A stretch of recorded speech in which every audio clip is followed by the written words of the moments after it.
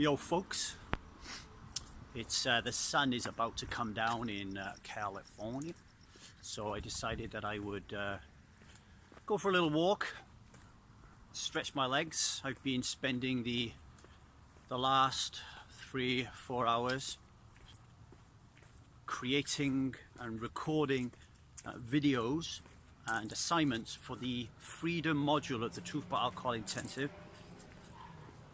Been focusing in the last couple of hours on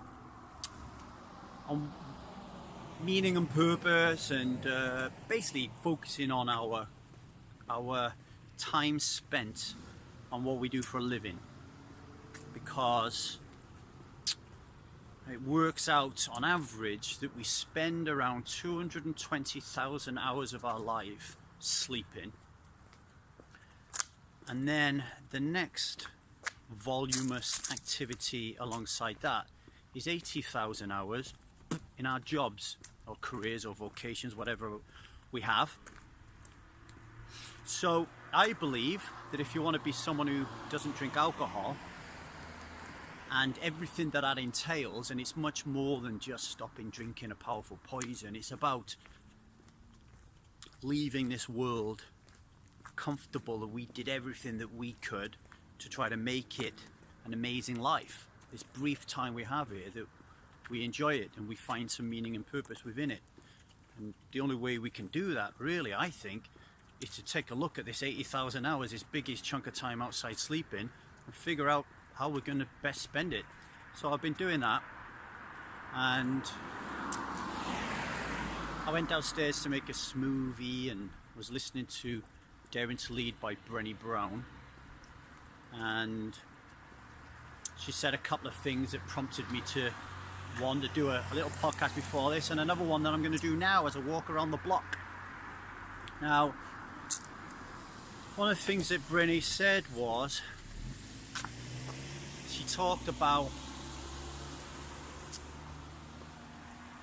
getting into the arena. Think of it like a Coliseum, right? The Roman Coliseum. Getting into the arena and getting some blood and guts and dirt on your hands. You're not sitting on the sidelines watching the people getting involved in the mess in the middle, doing all the hard work. You're in there doing the hard work, right? And what Brené said when she was talking about being a leader, she was talking about vulnerability and showing up, and she was like, there will be plenty of people when you show up as a leader in the world who will want to drag you down. You know, someone like Brené, who goes around the world doing speaking engagements and writing books. I'm sure that as successful as she is, with thousands or millions of thumbs ups and 5-star comments, she has her fair share of 1-star comments and thumbs down. And what Brené's saying is, when it comes to wanting to be a leader, taking feedback, she ain't gonna listen to anybody who's not in the trenches with her, who's not in the Coliseum with her, right? Who's not getting their hands dirty or getting blood on their hands like she is, who's not doing the work that she is. She says she will not take any notice of anybody sitting in the cheap seats like that. Reminds me of Welcome to the Cheap Seats from the Wonder Stuff. Love to watch them live, you know. I wonder if they're touring again. And I think that is a very powerful thing to think about as we become people that don't drink alcohol. Because not everybody is going to be jumping through hoops over our decision to stop becoming a drug addict.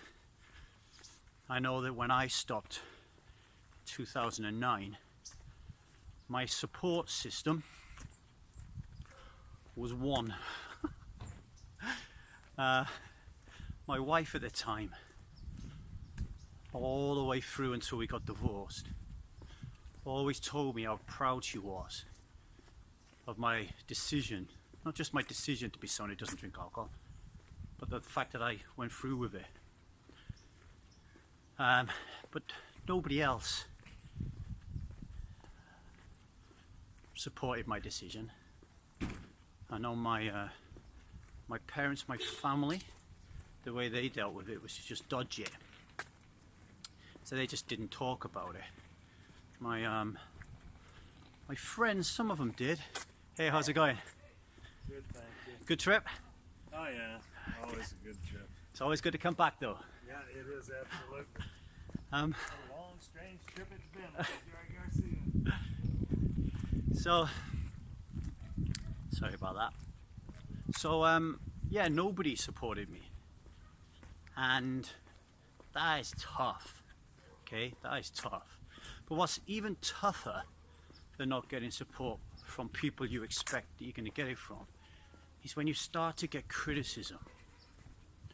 When you start to get the 1-star remarks, when you start to get the thumbs down. Because here you are making the greatest change you've ever made in your life. A paradigm shift. You're doing something you've never known anyone else do. You're, hey, Hi, how are ya? good. You're stopping taking one of the most addictive drugs in the world. And you're doing so you could be a better father, a better mother, a better husband, better wife. And then everybody takes a piss out of your decision.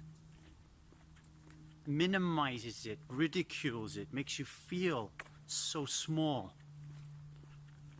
And if we take Brené's advice, 100% of that feedback, that negative, corrosive, decisive feedback that is just designed to get us hooked again, just so these selfish people, that's not true, that selfish belief system can keep these other people hooked by keeping the cognitive dissonance away.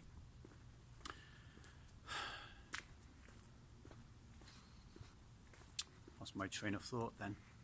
Always happens when I'm walking around like this. Those people, my train of thought has returned, 100% of them are not in the Coliseum with you. They're not in there. They're not in the trenches.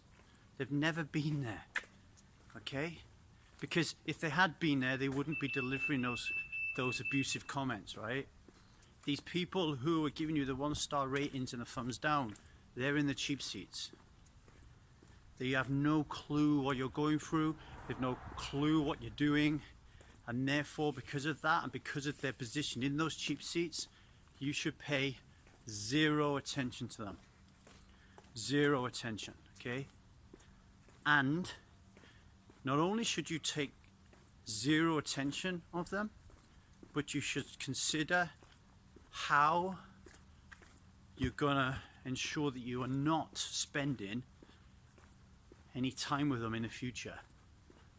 Because if we're going to follow the old adage that we are the sum total of the 5 people we spend our time with, we don't really want to be spending our time with people who are hoodwinked by a powerful belief system that we're trying everything in our power to get away from. That's just balmy. Now, I'm not saying that you should just turn around all your friends and family and tell them to fuck off straight away right now.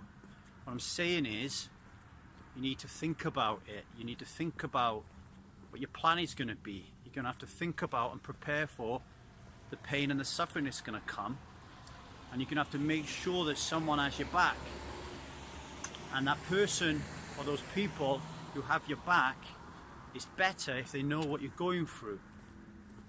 And this is why you should join community like Strive or Hello Sunday Morning or Alcoholics Anonymous or This Naked Mind, or start your own community, whatever. But surround yourself with people who understand what you're going through, and then listen to their feedback. Don't listen to the feedback from the people in the cheap seats. My name is Lee Davey. I'm not an alcoholic. I refuse to be anonymous. I'm someone that doesn't drink alcohol, doesn't sit in the cheap seats, who is in the trenches with you. And I hope you know that. Take care of yourself, and I'll catch you later. Bye.